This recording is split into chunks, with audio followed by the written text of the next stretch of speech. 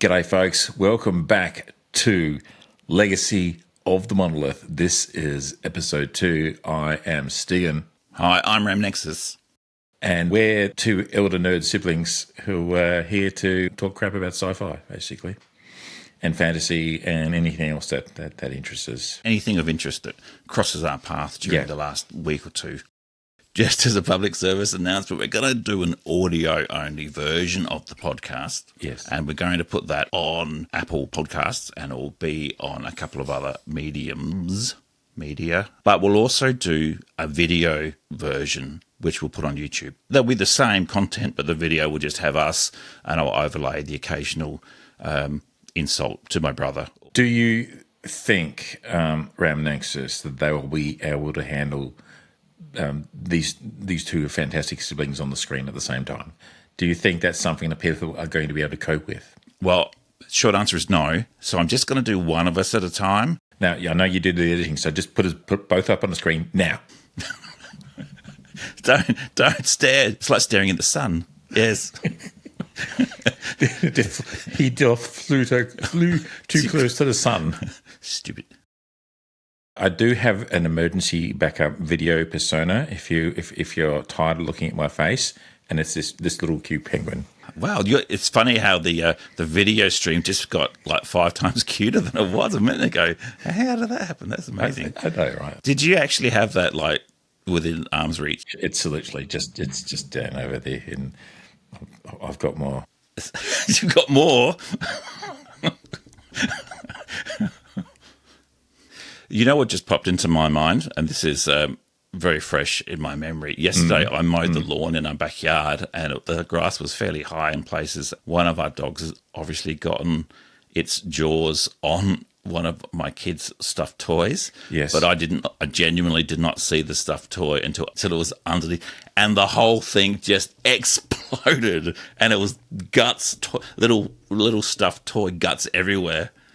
It was surprisingly satisfying, actually. Look, I had almost the exact same experience yesterday. I was mowing our back lawn, but instead of a small toy, it was a turd.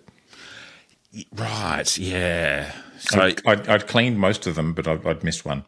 I'm sure it didn't bring a smile to your face, like mine.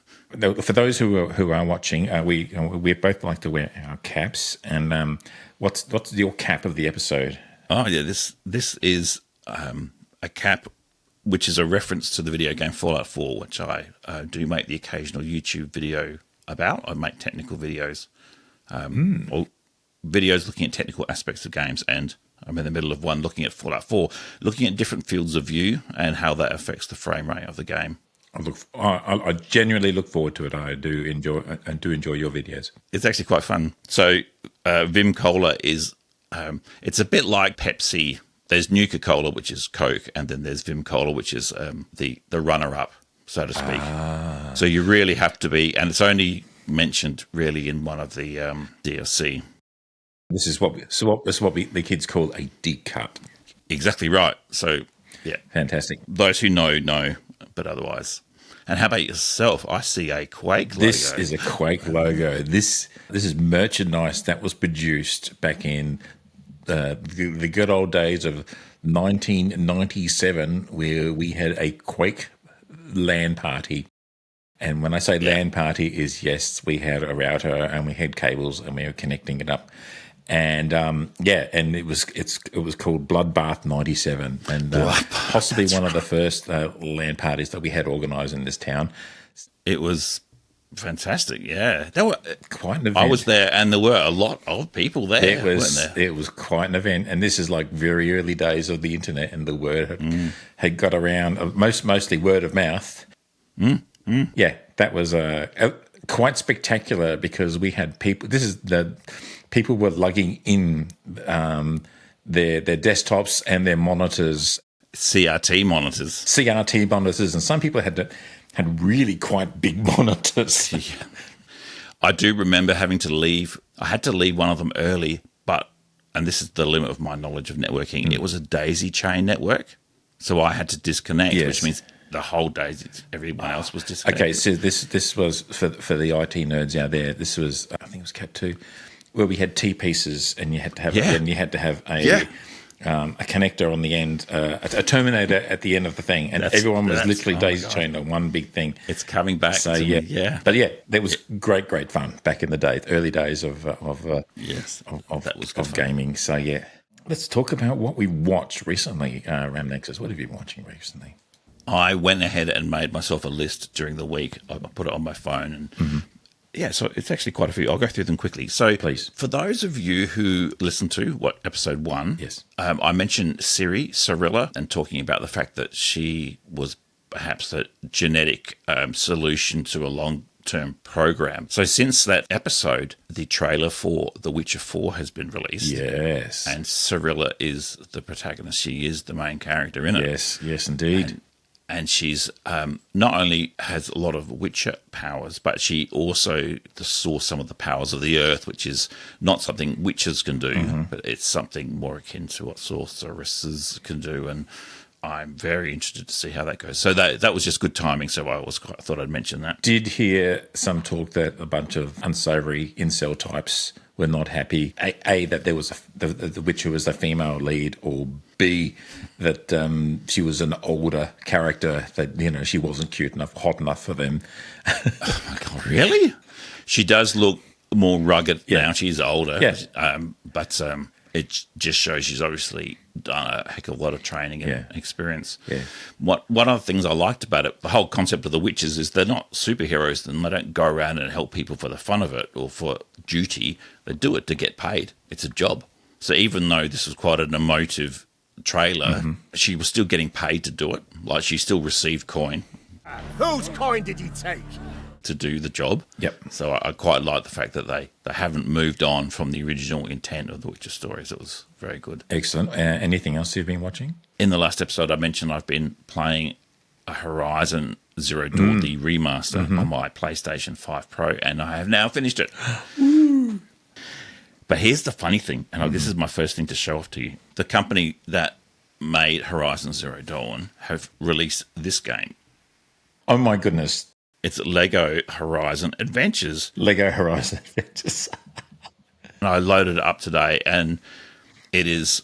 I was there by myself playing it, but I was laughing out loud. The actor who voices Aloy, Ashley Birch, also voiced it for this very light comedic take on the same story in Lego, and she does it really well. The Horizon games are good, but they're not comedy games. They're not. There's not much humor in them. So she sort of plays it quite serious. But in this thing, it's bloody hilarious, like the way that she delivered some of her lines. So I looked her up, and she is the same person who played Tiny Tina in the Borderlands games and in Tiny Tina's Wonderland. And if you know her, she's just a little bit unhinged, a little bit crazy. So it totally makes sense. In fact, you could probably hear a little bit of Tiny Tina in the Lego Aloy version. The observation I'm going to make is that a lot of people get surprised when they see serious actors do comedy or vice versa. Right, and they don't realise that it's all acting. And so if you're a good actor, you're going to be good at comedy, but you might be good at other stuff as well. Now, in the last episode, I asked you to give me your recommendation, and you recommended Silo. I did. Holy moly. Thank you for that. You're welcome. Because I'd finished almost all the first season, so I did have now since finished off, and I've watched the first 3 episodes, I think, of the second season, and it's just really good science fiction. Really good. Without going into great discussion about it, because it's an ongoing live show, and people probably haven't necessarily had a chance to watch it all yet, we can have a discussion about this at a later point. But they have announced that they are going to do series 3 and 4, which is what will tie off, tell the story of the books. So we can rest in the knowledge that we will get to see the full story. It's on Apple TV. It's very good. Okay. The other thing that I did... Now, here's a question for you, brother.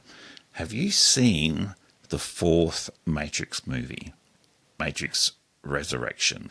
Yes, I did. I saw it at the cinema when it came out, and I haven't had a chance of watching it since. That's not done by choice against... or it's not a decision against the movie. It's just opportunity and so forth, Did you have a strong opinion of the movie one way It was an interesting movie. I don't know that it was a necessary movie that needed to be made. That's actually a good description. It wasn't a necessary movie. I enjoyed it at the time.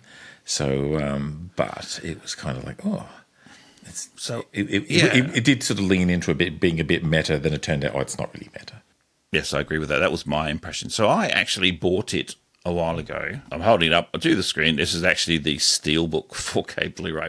A couple of days ago, I watched it on disc, and it was odd because I started watching it. Maybe I wasn't paying attention. Mm-hmm. I think the audio mix was weird. It was a bit difficult to hear what they were saying, so I literally stopped it, started the whole movie again, and put the subtitles on. And I'm glad I did because there's a whole bunch of stuff I kind of missed. I tend to watch pretty much everything with subtitles on because there's so much extra information that, it's very hard to pick up hearing sometimes. This is a good example of that. Okay. Yeah. Okay. I'm actually turned around a little bit on, especially for the first half of the movie. It was actually very clever. I now have a better understanding of what they were trying to do with that it wasn't meta just for the audience. Yes. It was meta for the protagonist because they knew that he was going to have these memories and they wanted to create a world to explain it to him. It was very well done. I need to go back and watch it again. So I'm going to come around your place and steal your steelbook. Because that's why it's called a steelbook. It's there to be stolen, right? It's in the name. Oh, the last thing, which I watched today, this is something I said I was going to do in the last podcast, and I watched Alien Romulus. Have you seen this? No, I have not.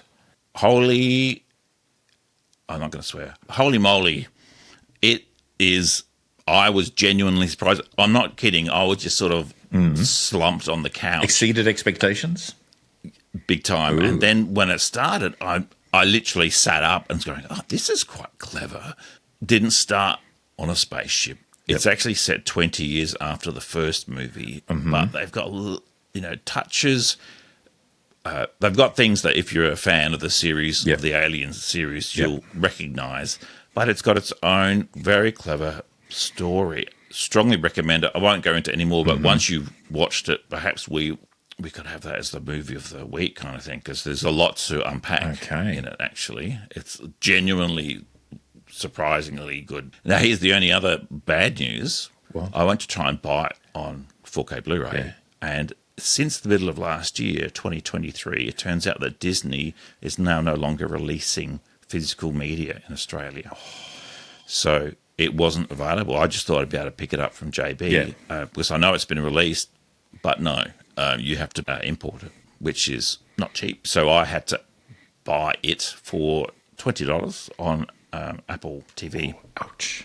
Which is, it's cheaper than it would have been on 4K Blu-ray, but it's also not quite as good quality, I guess. Pet hate of mine is the whole thing of, I bought a movie on my streaming service and then the streaming service shuts down.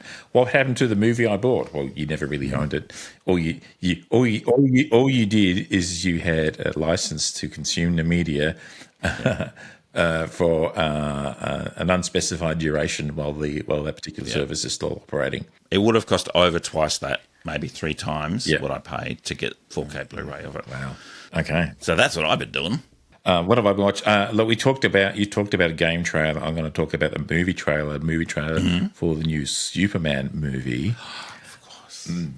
That looks really nice, to be honest, given that we're probably Superman to death a little bit. There's been a lot of Superman movies and a lot of movies with Superman in it lately, but this is the rebirth of the DC universe. With who's the director?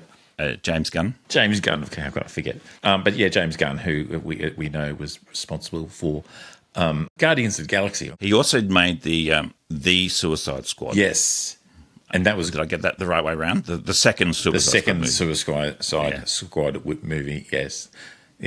Which was better, well, a lot better than the first. I mean, could hardly be worse. But yes, James Gunn, I think he would do a good job of it. And the highlight of it was when Superman obviously had the snot kicked out of him, being taken back, being rescued by his super dog, Crypto. Crypto, that's his name. Yeah, I was probably like thousands of people. I was watching the trailer and you could see something running towards him. I said, were they flappy little ears that I could just briefly see for a second? Yeah.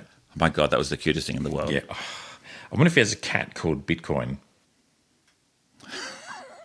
You Bitcoin. Nice. Bitcoin, you're useless. I know. Sorry. So you like the trailer? Yeah. Look, I'm actually looking forward to it. It's like, it's like I have faith in James Gunn as a storyteller. But I guess that's probably the. I agree. I was pleasantly surprised by how many. They weren't all antagonists, but how many there wasn't just obviously one bad guy. There was obviously a bunch of different superheroes, and some were good and some were perhaps not so good. Yeah. And we got to see a version of the Green Lantern is in there as well. Hawk Girl is in there. So many other.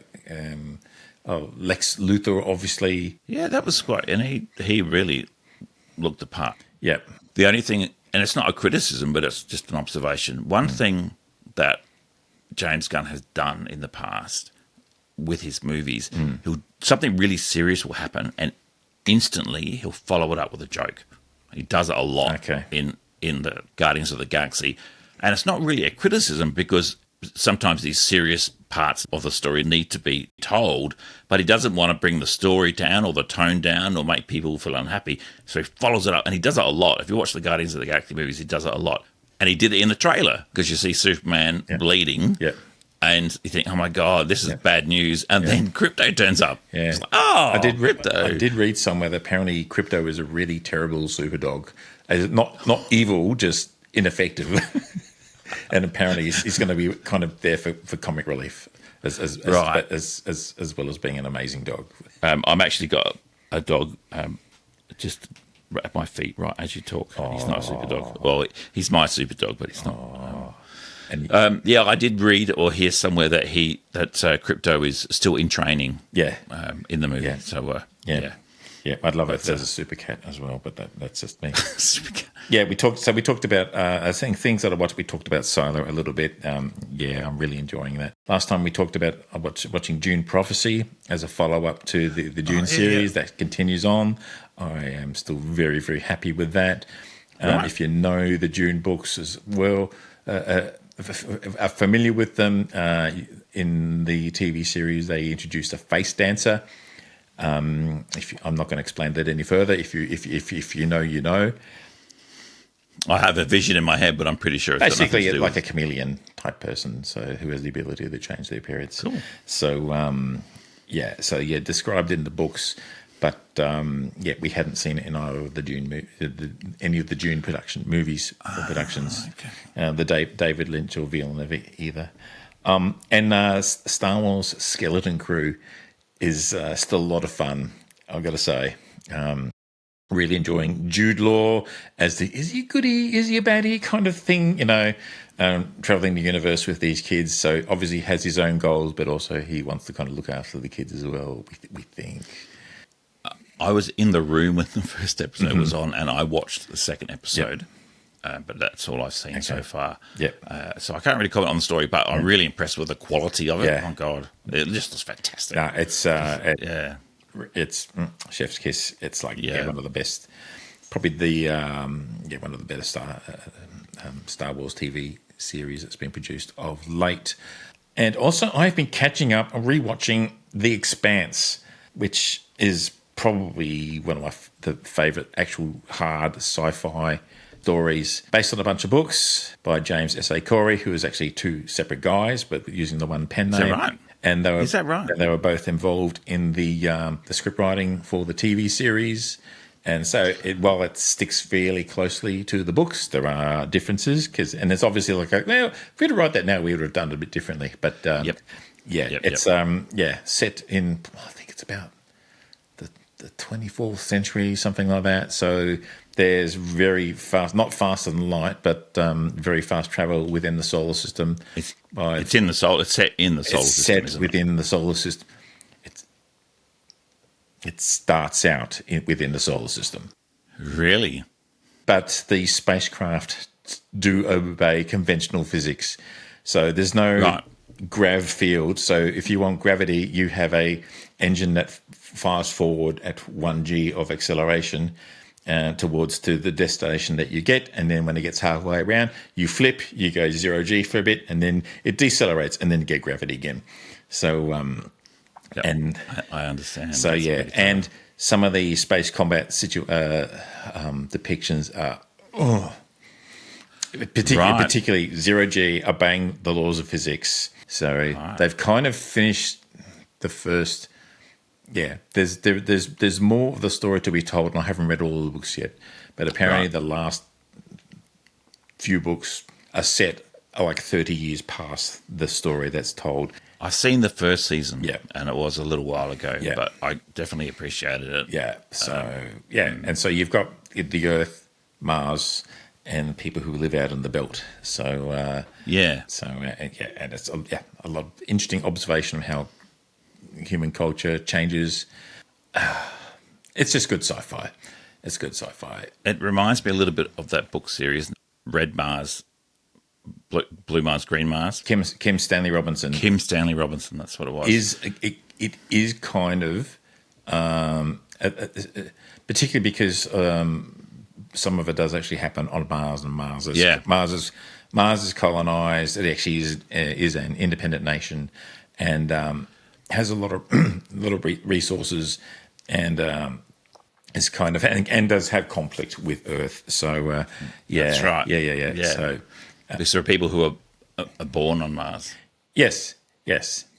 Yeah, I like, and in recent episodes, there was a character who's in the Martian Marine Corps, and the other people in his unit give him crap because he was actually born on Earth, and his parents his parents migrated to Mars, but he was born on Earth, so he's not a true Marsie, you know. So there's a great scene from, I think it's the first Red Mars book, where they've got the space elevator, basically. Yes. And it accelerates, and so as they get closer or get further away from Mars, the gravity changes. But Yes. at one point, it's 1G. Yep. It's actually the same as Earth gravity. Yep. And this person who's from Earth says, your body never forgets. Yep. 1G. It was really quite a good point. highly recommend those books. So let's have a moment's break, and then we'll come back, and then we'll start talking about our movie of the week, our movie of the episode, which is Ad Astra. Yeah.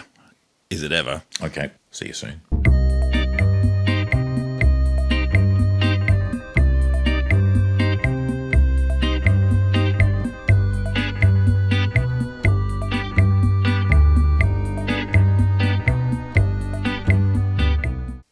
Righto, folks, we've come back. We've had a little bit of chat, and we've decided that we're continuing on with the podcast, and on to the second half. We're going to talk about the 2019 film Ad Astra. And I'm reading directly from the Wikipedia page here, so forgive me. A 2019 film produced and co-written and directed by James Gray, starring Brad Pitt. I think I've heard of him. Yeah, look, he's done a couple of good things. Tommy Lee Jones and probably Donald Sutherland is probably the other main actor. Liv Tyler's in it as well. But I actually looked up the director because I had not heard of him, and he's got about half a dozen like proper movies out, but I don't think I've seen any of the other ones that he's made. Okay, I can't say I have heard of him. But so 2019. I remember going to see this at the cinema, and I remember walking out feeling very disappointed. Right. Yeah, because I thought I was going to see a big budget action sci-fi space adventure film. Yeah, and that's not what Ad Astra is. No. How would you describe Ad Astra? Well, I think some of the marketing may have been a bit mischievous in promoting it, because there are a couple of significant action sequences in the movie. Are you suggesting that they were perhaps highlighted in the marketing? Yes. I think my expectations were not being well managed. In the editing, I might try and find the trailers and maybe show some footage. Let's have a bit of a look at the trailer. Yeah, I think you've kind of got to look at it as a psychological drama set in space, as opposed to a space movie. It's definitely not space opera. No. Like the Star Warsy sort of stuff. And it's definitely not action adventure like the Alien movies or anything like that. No, it is very much a film with very strong psychological content. Yeah, I mean, they literally have a psych eval protagonist goes through regularly, which is, I suppose, it's one way to explain to the audience that a calm mental state was essential for space travel. Interesting. Now, when I was looking up some information for the film, it came up with the audience rating summary. It's interesting. So the average rating out of 5 stars was 2.6, but a lot of people rate. So a lot of people rated it as 1 star, but the second highest number of ratings was 5 stars. So people either loved it or hated it. And there's not a lot in between. Like there was hardly any 3 stars. A split sample, yeah. Yeah, so you either loved it or hated it. So, and I think that's a bit to do with what your expectations were. And yeah, I remember feeling a bit cheated, and it's kind of soured my view on the movie. Having said that, and having I do have it on Blu-ray here, and I kind of remembered our discussion in our last episode when we talked about you watching Alien on Blu-ray. Yeah. I fished out my Blu-ray disc of Ad Astra and then put it on and watched it from Blu-ray. And it is a 4K player which upscales and all that sort of stuff. Yeah, and it looked great. There's no point. I thought, this needs to be in high resolution. No, it looked really good, really, really good. Let's talk about it from a sci-fi nerd perspective, okay? Yes. That's our strength, really. That's our strength. Let's lean into that. So, what are your thoughts, Ramnexus, about Ad Astra? I like the idea that it set up the protagonist, Major Roy McBride. Roy. So if he's a major, that means he's in the army, which is a bit odd for space travel. But anyway, that's beside the point. The fact that he had a very steady heart rate. Basically, they were demonstrating very early that he was good in a crisis. Yeah. He's a very calm demeanour and very good in crisis. Yeah. And it starts off with a space elevator. This is the second time we've mentioned space elevators. Was it an elevator or a Well, this is the thing. Was it an elevator or was it just a very tall antenna? It's an antenna, yeah. Actually, I think it might have been mentioned as an antenna. It was described as an antenna because he certainly wasn't, if it was an elevator, he certainly wasn't up at a geocentric orbital position because he was still high enough to have gravity. Right, yes. Yeah. Yeah. And I think looking at where he fell from, he was high in the atmosphere, but I don't think it was quite orbital level of space. But it's still an impressive structure nonetheless. It's obviously very high, and I imagine the intent is for it to eventually be high enough that it escapes a lot of the atmosphere, so it can give a clearer signal. Yeah. I'm not sure what the advantage of that is over a satellite, but I really like the idea that he didn't pull his parachute straight away, and that would have been because the air would have been too thin. Yeah. And so he just had to wait a while. He had to stabilize himself once the air was strong enough. Yeah, he did make the point of saying, I'm out of control. I don't have enough air resistance to stop myself from spinning. And it was, only when you hit the atmosphere and it gets thicker and thicker, he stabilizes it. And he was able to sort of, And it's a good first-person shot of him landing with the parachute, which is quite good because it was still fast, but he's turning vertical velocity into horizontal, and he has a bit of traction from the ground to slow himself. Not his first rodeo in terms of jumping out of something very high and landing with a parachute. And his heart rate was probably at 80 still. After all that. Like barely 80, So it's a good start. It was a good start. It was pretty interesting. And of course, the big question is, what happened? What was it? And there was news reports and so forth about the power surge. Yep. And at the time, I don't think no one knew. Well, it was a mystery. It was a mystery, and I think that was the first time it happened. That was the first time. Yes, that's true. Then he gets called in to a super secret squirrel meeting. Now you have to remind me which planet, but his father was leading an expedition. Neptune. Is Neptune, was it? Neptune.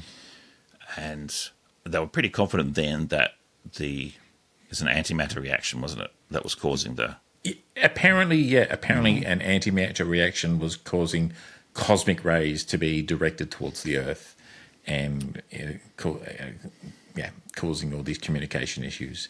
So I don't think they really explained terribly well the physics or the science behind that. I think we're just supposed to accept that's what it was. So for the purposes of the movie, okay, that's fine. I must say, for the first half, or even 3/4 of the movie, I assumed it was a malicious act. For maybe the middle of the movie, I thought, oh, maybe his father has gone crazy and it's a malicious act on his father's part. But actually, his father admits that it was there was an accident, it was damaged, and he couldn't fix it. But I think that was their genuine concern, was that he was doing it maliciously. So he boards a rocket, a Virgin Atlantic flight to the moon. Yeah, that's what it was. Yeah.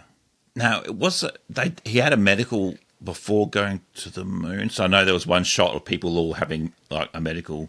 Yeah, and that's them getting fitted for their spacesuits and everything. Right. So, which is kind of like reflecting what happened in the Apollo era when the astronauts get ready for the Apollo spacecraft. Or I think that, and even for the space shuttle and all that sort of stuff, they would do that sort of thing. They're sort of using the same sort of language of we're going to the moon.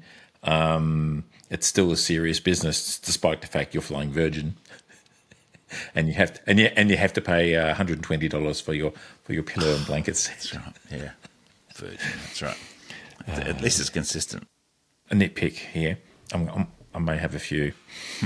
When he was outside on the communications tower, he's wearing an orange spacesuit. So the suit he was wearing was the suit that they would wear inside the space shuttle for launch and landing. So it's not a proper spacesuit. It was basically just designed to protect them in case of the depressurization within the vehicle. Right. So not a proper spacesuit, not for going outside and everything like that. Or maybe it was just something similar, just happened to look orange. But I think that's Well, maybe they chose orange because they know that people associate that with space flight, I guess. I mean, also, yes, leaning into the design language, and also like orange is highly visible if you fall off the space station and they need to come and get you. But yeah, I think they had a proper white spacesuit. Yeah, going to the moon. It was interesting. So the design of the rocket. It looked, we're talking like well into the future. It kind of looked. They didn't look like reusable rockets. It looked like a solid booster on the side, and certainly detached, didn't it? Yes. And I was reminded the comparison between the detached portion landing on the moon, the scene, which was beautifully done, comparing that to 2001: A Space Odyssey, which had its own beauty, but time's traveled. Time's gone on, and we can do things in a different way now. People have actually now been to the moon, so and there was already an Applebee's on the moon in the background. That was, there's a few other things like that. I think, okay. They've just turned the moon into suburban America. Well, it sounds like the moon's almost a bit like Antarctica, and different countries own different portions of it, or have it's a territory for them. And I think that's actually the actual analogy that they use for the management of the moon in our real world. It's kind of it's basically considered a scientific preserve, a bit like Antarctica. So, but we'll see how that goes in the future in our current universe. So he lands on the moon, and they have the very cool scene of where him and Donald Sutherland climb into lunar rovers to drive a significant distance to another base to on the far side of the moon, so they could launch and head off to Mars. That's right. That's right. And that, I think you'll agree, was a highlight as far as depicting a realistic. Believable, I guess, is a better word. So the scene where there's a convoy of 3 moon rovers, and then they get jacked by at least another 3 pirates. I think that's the assumption. I think pirates, yes. So there's other nation states out there acting with ill intent. So attacking a bunch of Americans is probably not a smart idea. In any context. I did wonder at the time whether it was an intentional act related to his mission, but it seemed like it was just a random... It was just a random piracy attack. My question is, if you're driving through a war zone like that, where there's a fair chance of getting attacked. Why aren't you in unarmored vehicle of some sort? Why are you sitting out in the open? You know, Because everything weighs 1/6 what it would on Earth. So in a lawn chair, you know. So, but yeah, the design of the rovers were basically, you know, a callback to the LRVs, the lunar roving vehicle that they used in the Apollo missions. You know, like an evolved design of those. yeah, and they had side seats for the rear passengers. That was, yep, I agree. Yeah, but no, it's a brilliant sequence. And one of the things I love that they did really well is that while they were on the moon during the lunar daylight, you could not see any stars, because that's exactly how it would be. Because because you know it's daylight, and the brightness of the sun on the lunar surface would outshine any of the stars, so you would not be able to see any stars, and that's exactly what happens. Good. I didn't notice that. The one thing that I really liked was the audio. Because they had sort of first-person audio in a sense where you could hear the sound of the pistols firing, but you could tell they were pneumatic. They were like a gas-powered device, just from the sound of it.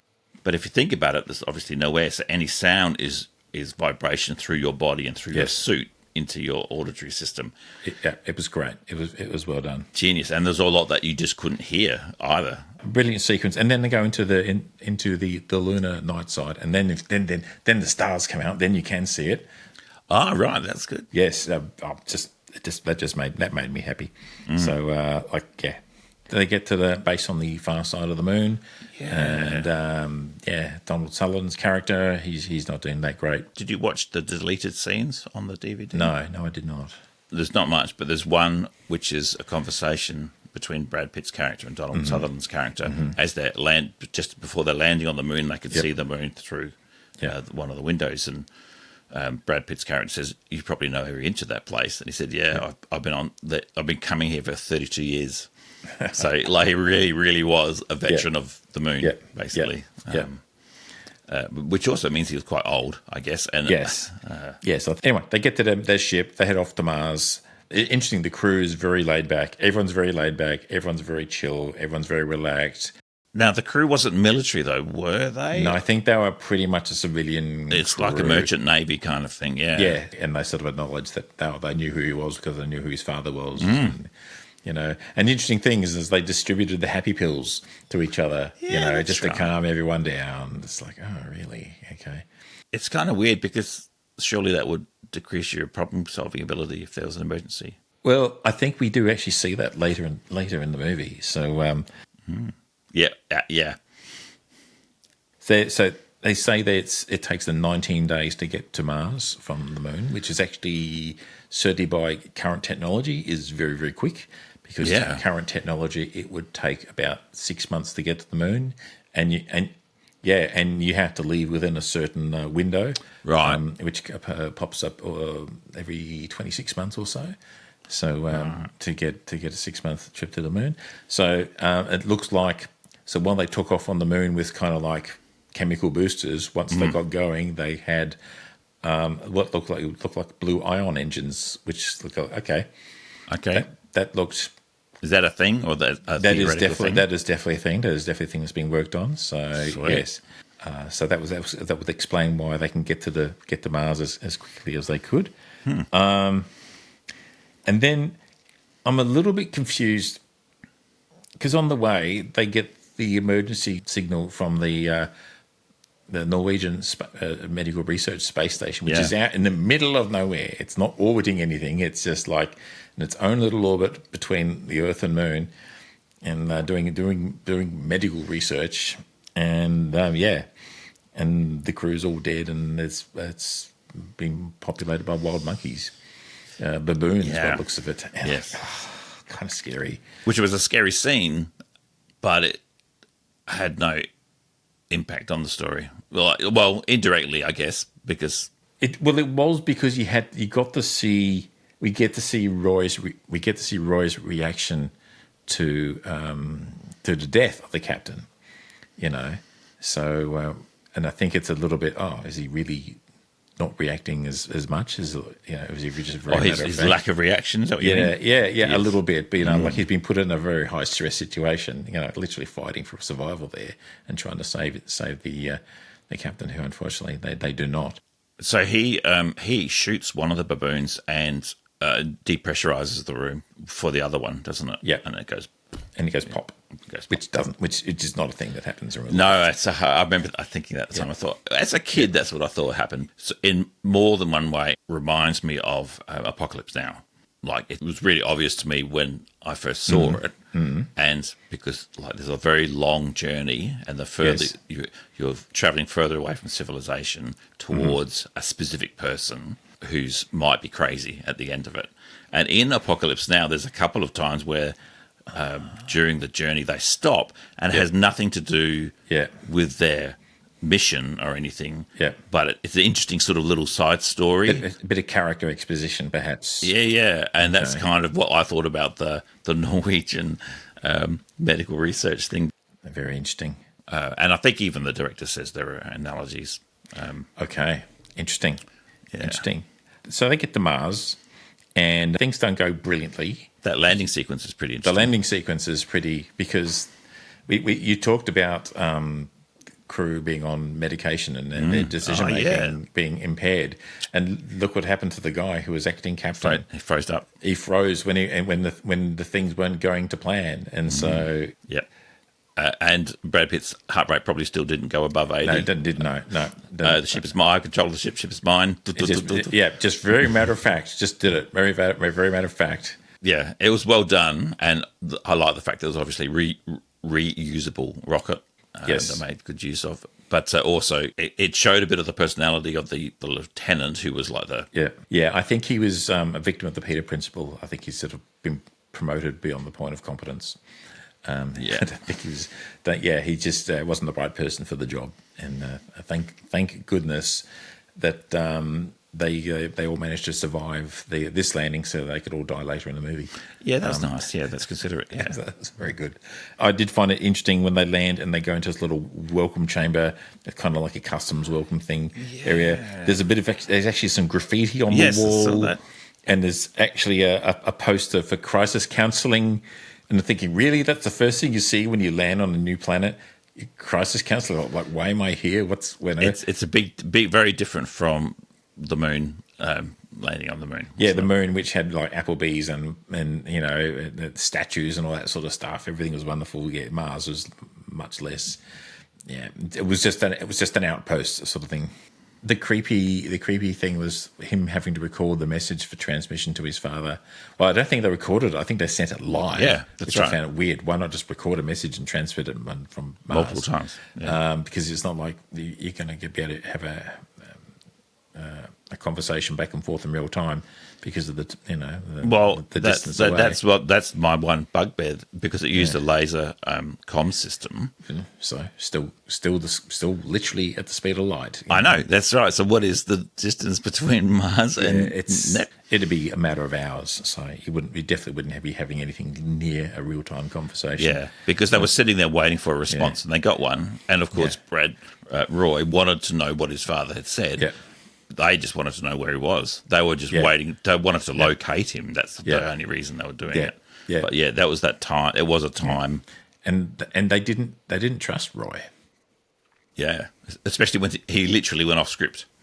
Yeah, literally went off script, and that's the first time you kind of see him not playing the game. That's right. It's like up to them. He's been a by the book guy, and then it kind of makes it clear that they know that his father was a murderer, but they covered it up. They made him look like a hero, because it was the person on Mars who said, your father killed my parents. They were on that ship, because even. Roy's father eventually says innocent people died with the guilty, and the implication is that her parents were part of the innocents that were sacrificed. Yeah, I think his dad was a bit of a zealot. Anyway, so she helps him get to the ship that's about to launch. Yeah, which is like a long way out, considering we just saw them land. It didn't seem that they didn't have to take that trip all the way in on the rover to get in, but we didn't see it anyway. And then all of a sudden, no, you got to. Maybe they're going the long way around so that he was hidden. It looked good though, like the Martian surface and The Martian surface. It did look good. I'm a bit nitpicky about the underground lake of water, not being frozen. Yeah, well, my son was watching some of it with me, and he said, "What's all that stuff in the water?" And I said, "I'm not sure it is water." I said, "It might be coolant of some kind." Yeah, it could be, or it could be water with a lot of salts in it, so it's still liquid at like sub-zero temperatures, and he would have needed a spacesuit to keep him warm to survive that. But yeah, it was interesting sequence, and the fact that he would just climb up from the base of the rocket in the engine area with seconds to launch, and like now. Normally, when rockets are designed, you have the engine, the bells of the engine nozzles, and then the actual engines themselves, and then fuel tanks. So how did he get into a habitable area so quickly? Okay, nitpicky. It seemed a bit of a stretch. Having said that, such an unlikely event that someone will try and crawl into your ship that you wouldn't lock it. So he was just taking advantage of that. But that was an interesting scene. So that would have been when the acting captain shoots the fire extinguisher. It's Freon or some chemical, I imagine, like that. Yeah. It just sucks all the oxygen out of the air, basically. Yeah, something that just went into the lungs and just replaced all the oxygen immediately. And oh damn, they're all dead. I reckon he could have done a bit of CPR on the acting captain, actually. See, he literally just lost consciousness. Well, yeah, he could have fed some oxygen and done some CPR. But then he would have been stuck with that dude for 79 days. Yeah, and they would have had to pay the actor all that extra stuff, all those extra lines of dialogue. Yeah, that's right. And imagine if they didn't get on. That's right. It would have been awkward, And then, oh, he did. Oh, what a shame. Okay, here you go, buddy. This is the most alone you'll ever be in your life. Yeah, you want alone? You got it. Here it is. 79 days to Neptune. So, interestingly, he hooked himself up. He has a feeding tube attached to his stomach, so he's kind of like an almost suspended sleep, So that was kind of interesting.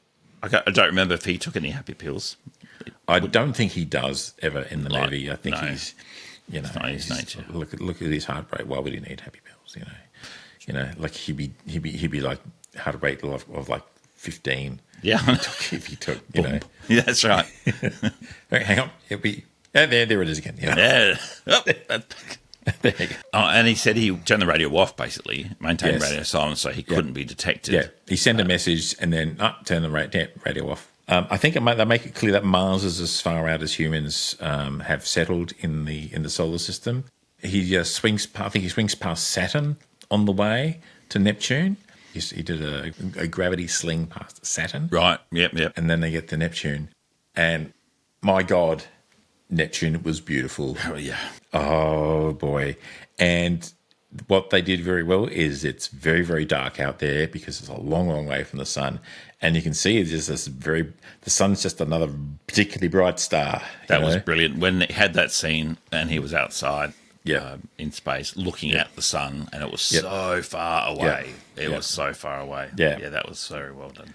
Did that very well. I did wonder at the time why he parked his ship on the other side of the asteroid belt. I think he wanted a bit of minimum safe distance, to borrow a phrase from Aliens 2. Aliens, yeah. Yeah, so I think he wanted to be from minimum safe distance because he had a plan to, we know from early on that he has a nuclear weapon on board the ship that he's got to blow up. Does that mean he made a mistake? Because I know when he... no, Brad Pitt doesn't make mistakes. He's in a little pod and he goes to dock with the science vessel, which is called the Lima, part of the Lima project. Yes. And they said that it's damaged, the docking mechanism's damaged. Yep. So he manually gets out, but the pod floats away. I'm assuming what he was originally going to do was use that pod to get back to the main ship. Yes. So he did make a mistake. He didn't secure it. I don't think it was a mistake. I think it was like he just didn't have the facility to do that.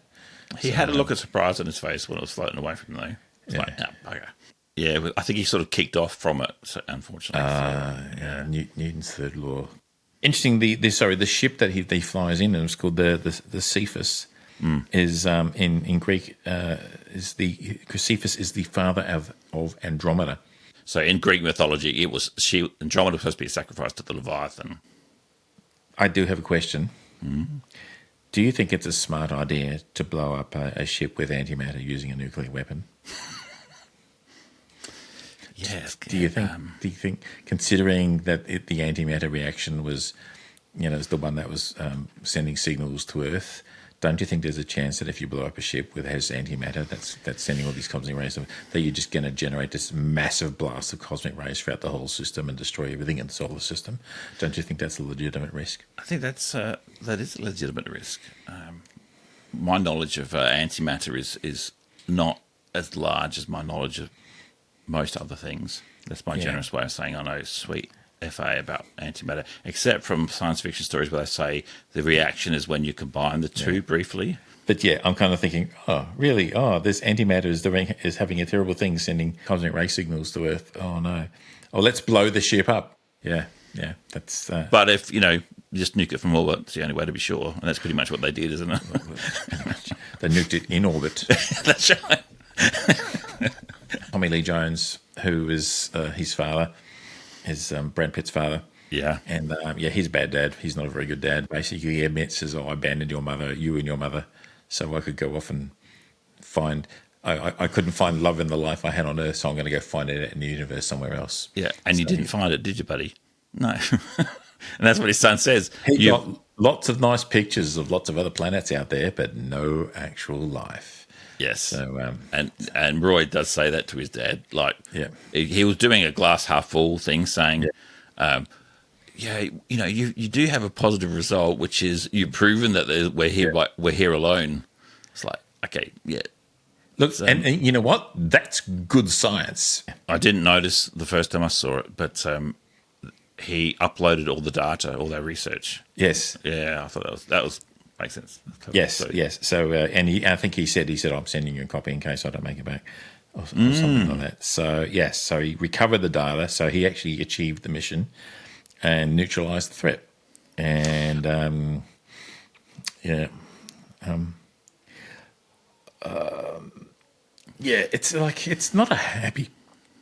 it's not a happy movie in any sense at all.